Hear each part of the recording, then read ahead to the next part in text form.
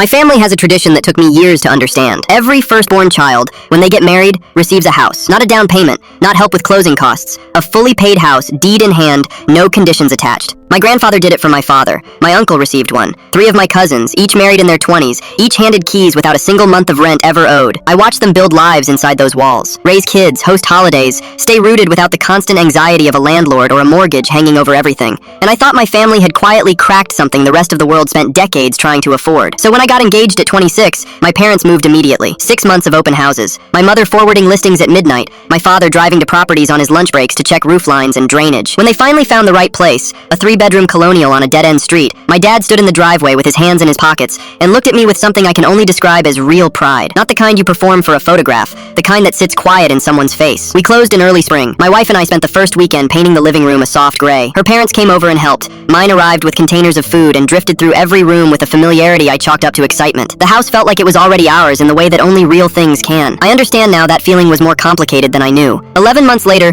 I came home mid-afternoon to grab a file I'd left on the counter. My wife was at work. The house was still and warm, the way it always was on weekday afternoons. I was halfway to the kitchen when I heard my mother's voice, low and unhurried, carrying from the den. Once they're expecting, they won't say a word. We'll tell them we want to be close to help with the baby, and we're still on the deed. Legally, that house is half ours. We just have to be patient. I stood in the hallway until I was sure I'd heard it correctly. Then I walked back out to my car without saying anything, drove to my wife's office and told her every word. I watched her face go through several things at once. She didn't cry. She went very still, which is always worse. Then she looked at me and said quietly, "What do you want to do?" I called a real estate attorney that evening. What my parents hadn't thought through, the deed, structured with their names included as a formality of the gift, contained a clause their own attorney had drafted. Full ownership transfers to the couple after 12 months of uncontested occupancy. We were at 11 months. We waited 30 days. Then we filed the transfer paperwork. 6 weeks, no drama. My parents didn't notice a thing. We smiled through every Sunday dinner, answered questions about nurseries and godparents. My mother offered to help decorate the guest room for when the baby comes. I told her that sounded nice. The day the updated deed arrived, sole ownership, our names only, no one else. I set it on the kitchen table and sat with it for a while. My wife made coffee. Neither of us needed to say anything. The following Saturday was my parents' 32nd anniversary dinner. Extended family filled both sides of the table, same people who'd shown up for 30 years. My father made a toast. At the end of it, he looked directly at me across all those people